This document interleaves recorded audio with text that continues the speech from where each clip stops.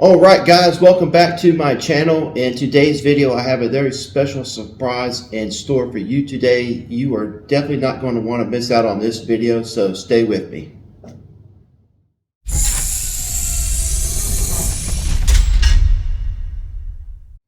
Okay guys, welcome back to my shop, and in today's video I'm going to be restoring a very rare tool in the Stanley lineup. I'm going to be restoring a Stanley number 51 and a number 52. And in case you're not familiar with these tools, they are more commonly known in the woodworking community as a shooting plane and a shooting board. Stanley made the 51 and the 52 from 1909 to 1943 and were sold as a complete set. The complete set is referred to as a Stanley number 52. Not too many of these tools were made, and they are considered to be highly valuable among vintage tool collectors. Before we get started, I would like to give a special thanks to Caswell Plating for helping to sponsor today's video. They sent me a bunch of new buffing wheels, and there is a new buffing wheel that I will be introducing you today that you may want to incorporate into your future project. Also, be sure to subscribe to the channel and hit the like button. The more likes that I get with this video, it helps me to share this video with other people in the woodworking community. Well, we got a lot of ground to cover in this video, so let's get started.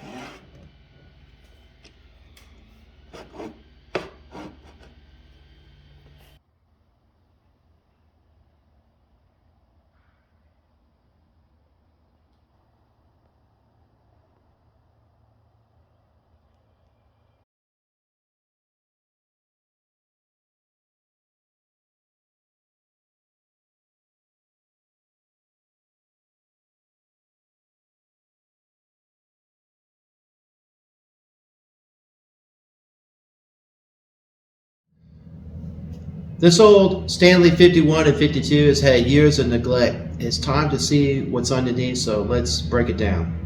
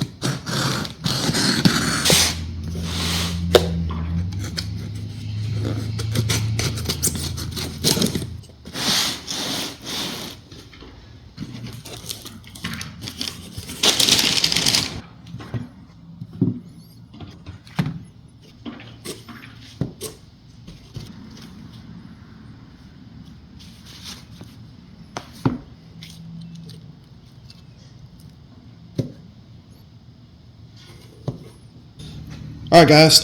This is some of the specialized buffing wheels that Caswell Plating sent me. I'm greatly appreciative for helping to sponsor today's video. Real quickly, this is just some of the different wheels that they sent me. This is a sisal rope wheel. I have several of these. This is an 8-inch diameter though. This is kind of like more of an aggressive cutting wheel. These white wheels and these yellow wheels, this is what they call treated buffs. It's similar to a cotton wheel, but it's a little bit more aggressive. It's a little bit stiffer. It's supposed to last longer.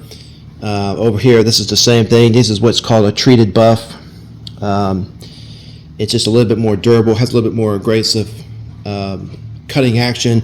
I'm probably going to do a video later on that's going to talk about a little bit more about each of these buffing wheels, so to speak, in a separate video. Then this right here, this is what's called a sisal rope wheel. It's similar to the sisal wheel over here, but it's a lot more aggressive. It's kind of almost like a deburring tool, so to speak. It's kind of designed to kind of give like a satin finish when you apply like an emery compound to it. And what I'm going to do is I'm going to put this on the buffing wheel, and then I'm going to use this on some of the parts on the 51 and the 52 to clean them up.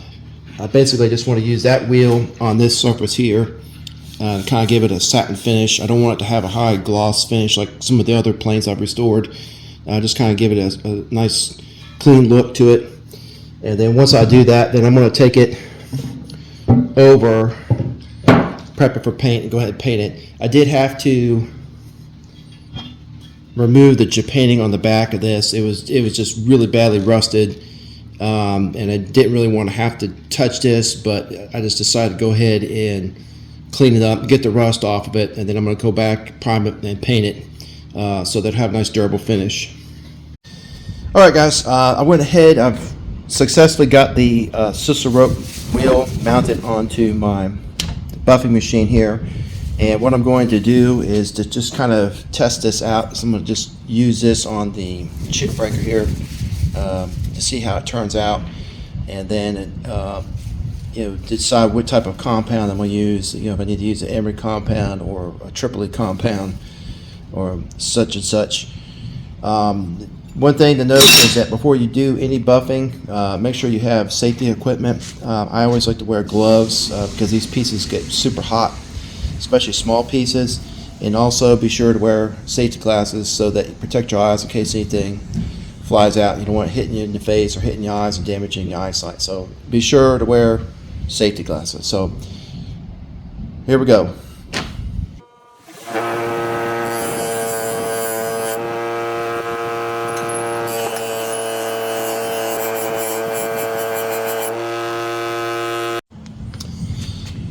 All right, guys, so that's how this piece turned out with a little bit of emery compound. So it turned out pretty good. It has a nice satin finish, so I'm very pleased with it.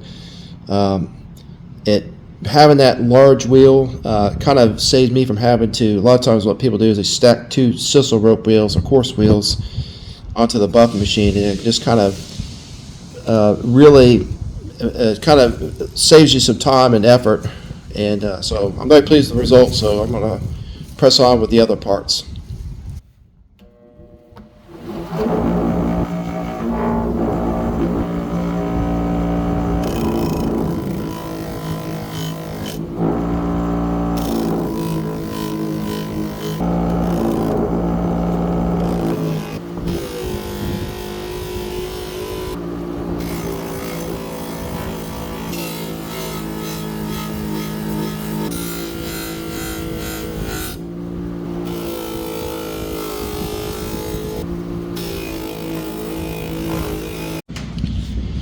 Okay, now that I've polished out some of the smaller parts with the sisal rope wheel, what I'm going to do now is I'm going to go ahead and move over to the base, the Stanley 52 base itself, and I'm just kind of trying to clean it up, get some of this discoloration and some of the little bit of corrosion there out.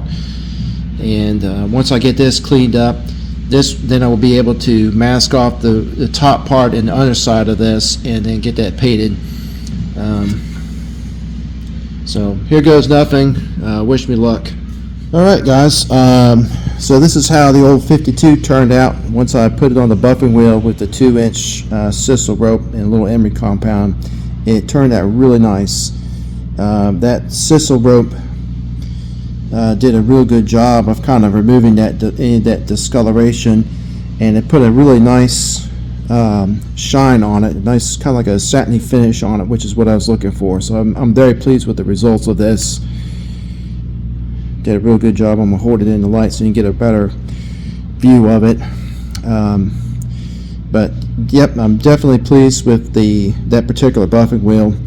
So the only thing left to do with this particular piece here is to get it cleaned up, and then go ahead and prep it for paint and take it over to the paint booth. So I'll see you guys over at the paint booth next.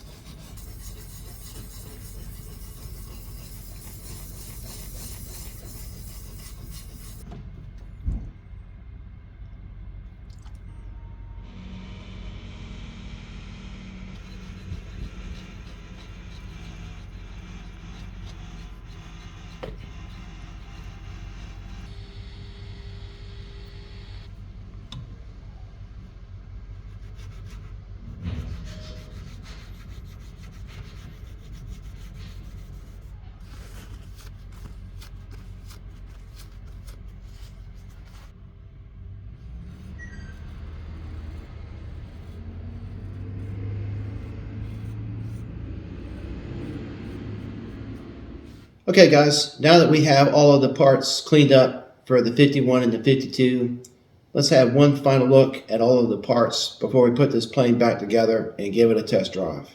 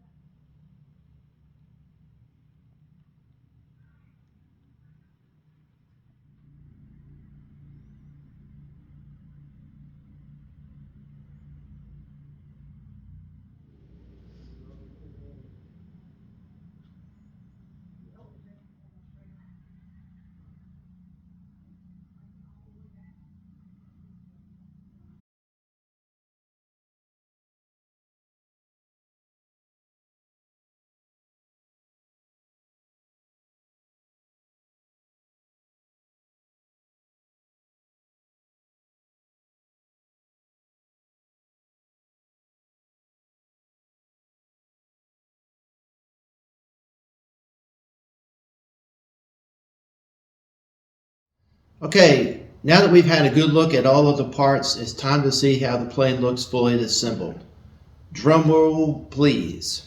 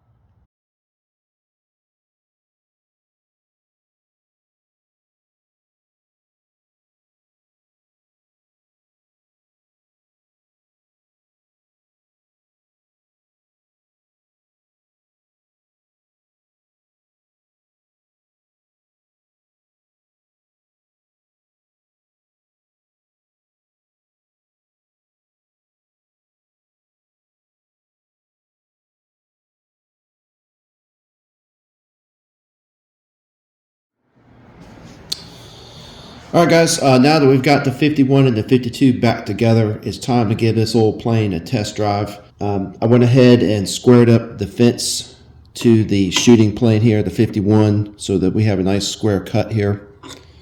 And for this test, I'm going to be using a scrap piece of pine. Alright, let's see how this plane does. So I'm going to extend the blade out a little bit.